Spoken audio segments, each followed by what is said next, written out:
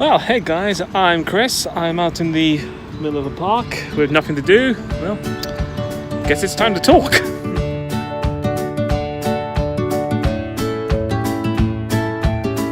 Yeah, I know, I'm getting good graphics now and at least getting better at editing.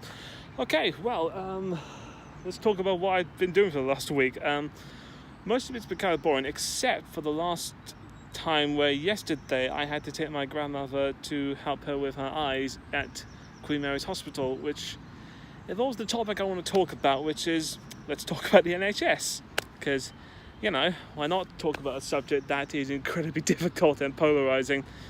But the reason why I wanted to talk about this was because this was a very strange experience for me, because this isn't the first time I've taken my grandmother to the hospital, or at least for her eyes, because it's a macular thing where she has to basically go there once every 8 or so weeks to get injections which help her not improve her eyesight, but more or less stop them from deteriorating more. And most of the time, whenever I go to this hospital, or at least most times in this general area, it's usually incredibly bad in the sense of timing, because most times it's often the afternoon where, you know, they give us an appointment where it's okay, it's at 12 or 1 o'clock. And the first few times you think, oh yeah, that's not bad, you know, it'll take a bit of time, but you soon realise that when they mean the afternoon, you are there for the whole day. And I'm not kidding, I mean, I had been there from noon at one point till about 6 o'clock. The hospital looked like it was empty by the time my grandma and I left, and this time it was quite different, mostly because when we got there, there's about 4 different things you have to do when you go there. You have to get a scan, you have to see the doctor, he actually tells you what you need to do, and then you have the actual thing. This time it took about, I don't know, less than 2 hours, and I was genuinely impressed. I thought, wow, this almost never happens. And that's sort of why I wanted to talk about something like this, especially with the NHS, because as for those who want to know, the NHS is the National Health, Service. And look, I'm in the park. Don't worry, I'm trying not to film people.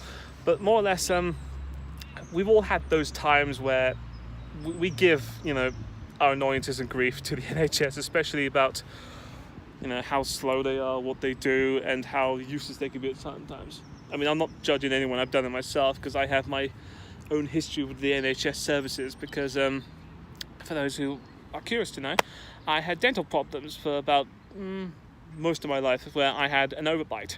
So, and most of the time I had to go to King's College for the NHS service in their hospital for about the best part of a decade, where I think I've never had any longer dental appointments in my life.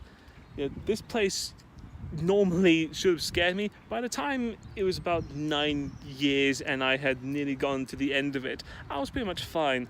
But my God, they were slow. I mean, you would not believe how slow these people were at appointments. I mean, not that I'm judging them.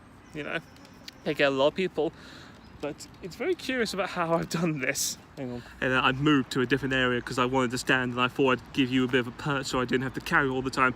Anyway, like I said previously, about 5 seconds ago, the amount of time I had to wait for these people was ridiculous. It's literally the only time I have ever had a dental appointment where they recommended I go to lunch halfway through it.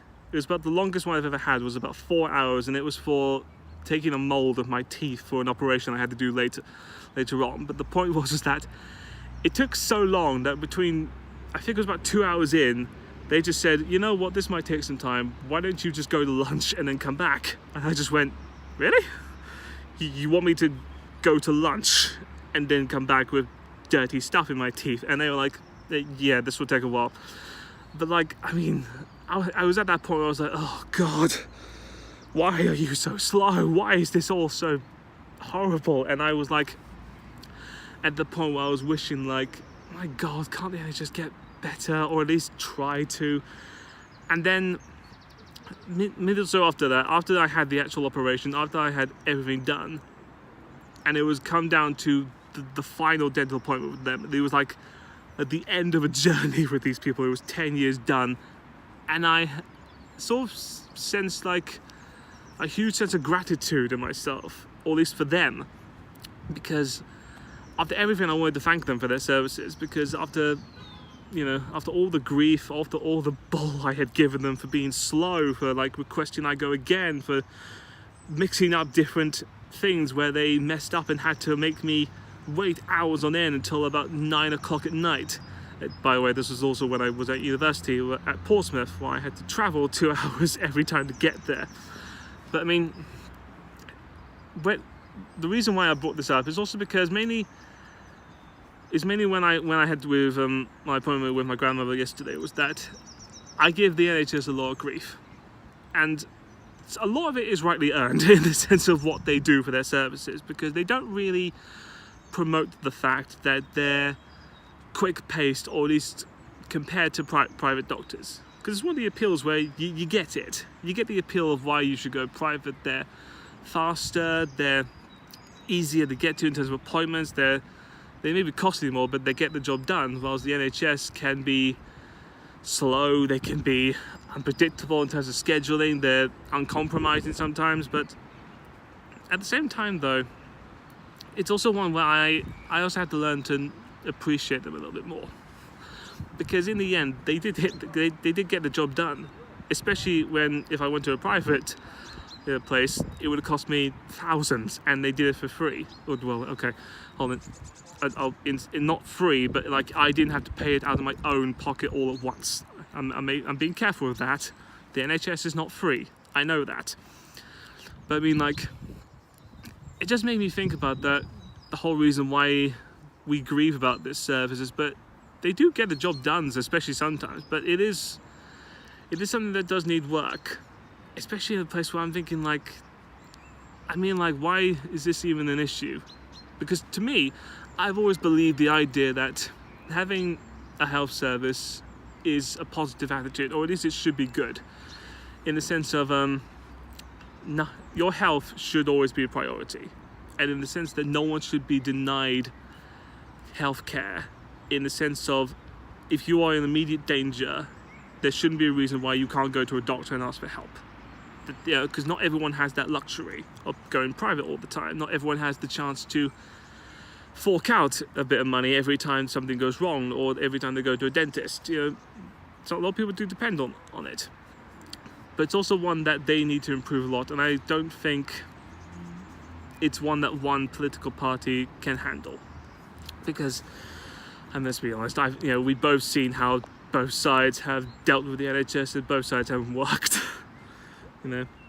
Tories haven't done a good job of it recently, and Labour didn't do the best part of what I know anything for the first half of the 21st century. But I don't understand why this thing can't be bipartisan, in the sense of why this can't be something that both of us work out. I mean, one idea, it's not my idea, but like, one idea that I heard from someone was that, why don't you get people from both sides of the political spectrum, Tories, Labour, Lib Dems if they want, and put them in a room and give them the idea of, okay, you have 6 months to come up with any idea to help solve the crisis with the NHS. After 6 months, if you have a plan, any plan that you both agree on, we'll vote it in. Because at least it's something, at least it's an idea that both sides can unanimously agree on, because it's one of those things in politics where the NHS has remained untouched. And sometimes we're good and sometimes we're a bad thing, because on the one hand it's good because no one wants to get rid of it, or at least no one in the public. You commit political suicide if you ever decided to get rid of people's healthcare.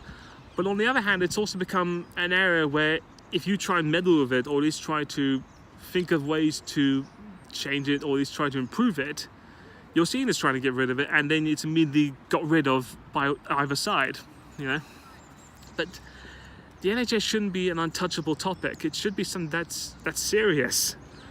And it's one side that everyone has a stake in. This isn't something where, it's only a few people can get, or just only a percentage of people can have. But no, it's something that affects us all. Because in the end, we need to have a health check, but we also need to be aware that we can always rely on something to get us healthy. To put it in other words, whenever you are hurt, whenever you are ill, there should be no excuse that you can't get healthy again, or the idea that you can't go into a hospital or a healthcare place, ask for someone's help to try and treat you, and they'll do it. That's what I believe, that's what I think is right. And I know the idea that nothing in life is free. That is a fundamental truth along with what I've just said. Nothing in life is going to be free. You have to learn that something costs, and the NHS does cost a lot of money for a lot of people who find that they are greatly annoyed and wonder, why do I have to fork out money for something that I don't use that often? But the simple fact is that no one's money is secure, at least forever.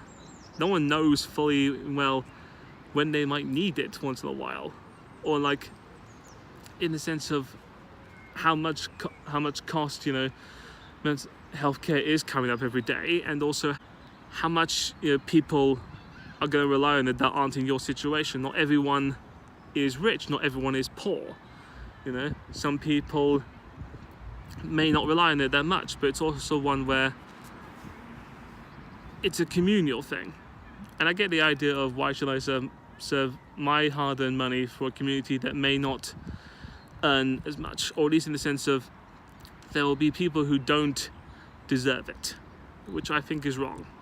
Everyone deserves the chance to get healthy, or at least deserves the ability to get help.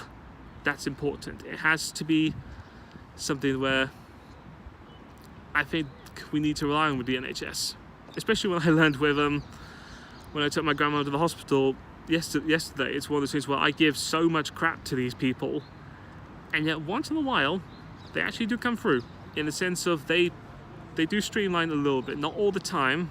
That's a thing that has to be resolved, but it is something that I think, I don't know, it could be useful. We do need it, and it's often something where if you get rid of it, it's over. Anyway, well, that's it for today, or at least for this week, in terms of what's happened to me recently and the topic I wanted to bring up about it. Comment down below if you want to hear more about what I think about this, or you want to give me more topics for me to talk about, because honestly I'll talk about a lot of things. I have opinions about a lot of areas. And subscribe to me as well, like, comment and subscribe if you want me to continue more with this series, I guess. Yeah, why not, let's call it a series. And also, by the way, I've also started a new channel as well with my friend Bridget, where we're just going to do more exploring around London in that area. Anyway guys, thanks for listening. Bye.